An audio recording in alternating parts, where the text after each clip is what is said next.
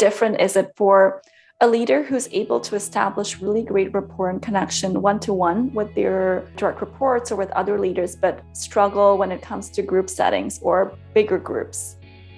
So this is a very similar issue that I work with a lot of leaders. Very authentic people, where they have the time to have a good conversation. And leadership is a good conversation. So when they walk up onto the stage, there's a couple of things that they need to work on. One is expanding their presence. It's just opening themselves up.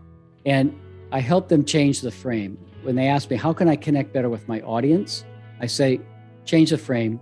Think about how you can allow your audience to connect better with you. What does that mean?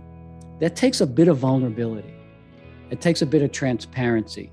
It's so rather than talking at people, it's being comfortable, learning to be comfortable on the stage and just relaxed and open. I call it being present and open. So even my hands, I'm going to have them be more open for the audience, not standing like this. There's more of an openness. So there's presence issues. There's vocal presence, being able to speak with a good, strong, solid voice. There's crafting a good story. There's understanding narrative, understanding where have we been, where are we now, where are we going? And a variety of different narratives to help craft a message that resonates with their audience. At the core of it, it's having a conversation. So never just speaking over people and like into the void, but having a conversation, a moment, rest your eyes on someone for a moment and just, share a thought with that person. And then over here, share a thought with this person. Then over here, share a thought with that person, so that people feel like you're speaking to them, with them. That's the magic of theater too, right? If you look at someone on stage and they're speaking like this to each other, it's not boring because we see the drama being played out between two people. So now if I'm speaking to one person, all of a sudden there's a little drama that's happening between me and another person. Everyone's looking into that. It's captivating. They're saying, what's going on? What's going to happen? And so that level of connection matters. With COVID over the last 18 months, most leaders are working remotely now. Work has changed.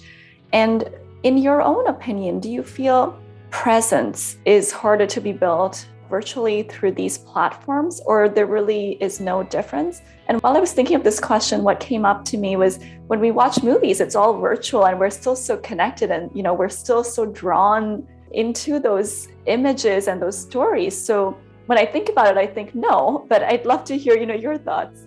So I love this subject. So if you think about actors on a stage and they learn how to walk on a stage, it's three-dimensional, they know their audience is there, they build this connection.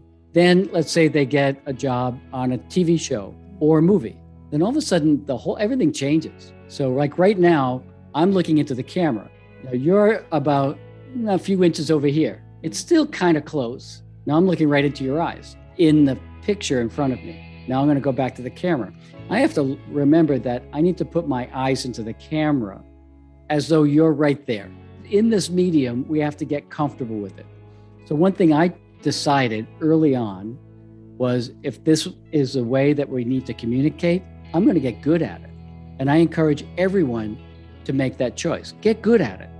That meant learning not to look down at your laptop and have a light behind you and you can't see your face, and it's level off your picture, have a good background.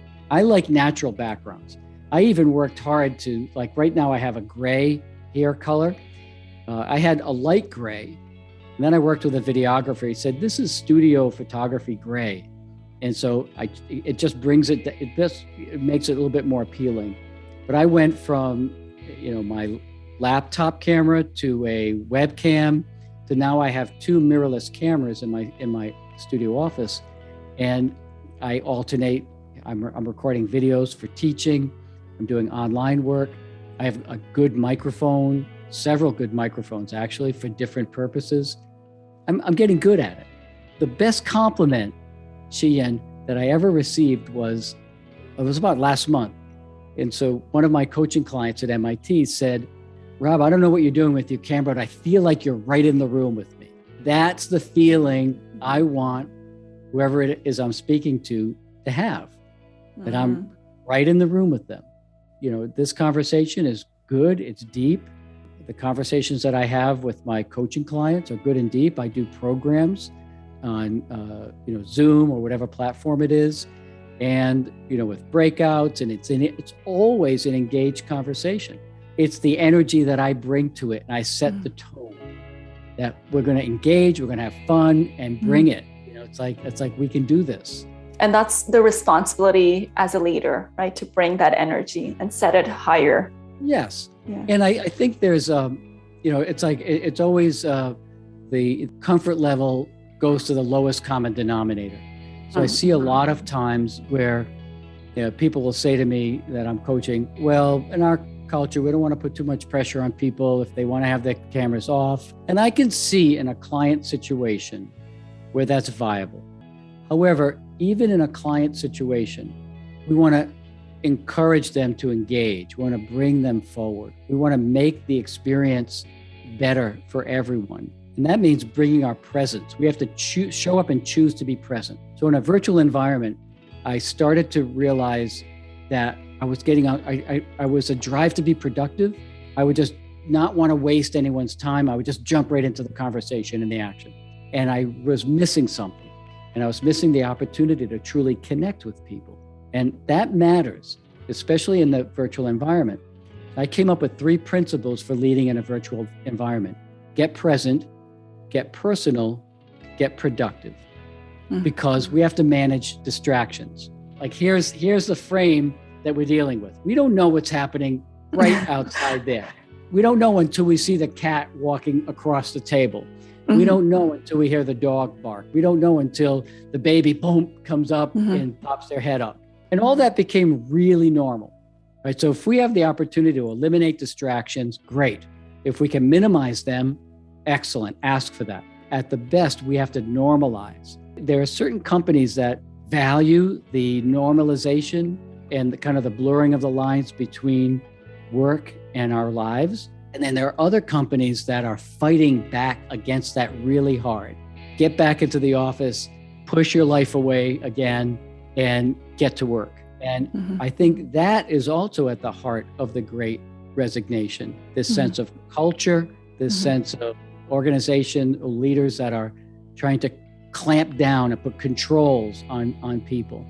The pandemic has brought, I think, a lot of good things that if we really paid attention. Here's an example. I'm on a coaching call with it was a small group of 4, and we do a check-in. I say, what percentage present are you? What's keeping you from being here 100% present? And so one fellow said, listen, I just want to let you know that my dog is sitting right here. And this morning we almost had to take her to the hospital, but she's okay now. But if you see me looking down like this, it's because I'm just checking on her, because anytime I might have to take her to the hospital. Now, if you think, if he didn't say that and he kept looking like this, what might his colleagues be thinking? What's more important? How come you're not focused here?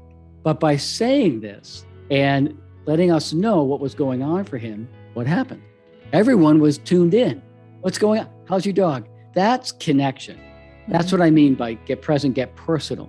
By allowing people to get personal, he was no longer distracted by that. He didn't have to worry about what other people might think or it might affect. Everyone was like, sure, it's fine. That gone, he could now bring more of himself to the meeting. Taking care of yourself and others is a productive activity. That goes counter to the way many of us have been trained to separate our personal lives from our work lives. I love those 3 Ps. And it's so true. A lot of leaders or a lot of employees are afraid to, open up their personal lives or even ask others about how they're doing in their own lives. So, exactly. Yeah. Well, it's a difference between what's personal and what's private. As Brené Brown says, you have to choose your vulnerability. Right. You have to understand that people's lives matter, that behind every person, there's a huge story unfolding. Some people, and a lot of people, not just some people, a lot of people lost loved ones in this pandemic in such horrific ways. One of my coaching clients was the head of anesthesiologist at one of the Boston's big hospitals. And he told me the stories of, the intensive care units and just what was happening on the ground at the beginning of the pandemic. The first 6 months were horrific. And I would imagine some of the people that are listening right now have experienced it in their lives and they know it firsthand. These are the things that matter. At the end of the day, this is what matters. And that's what leaders need to understand, is that people matter. And if we can acknowledge them, make them feel valued, that their contributions are appreciated, get their voices in the room, and create psychological safety within that environment, they won't have to drive for results as hard as they think they need to. People get the results, and extraordinary results, when they feel like they can bring all of themselves to their role.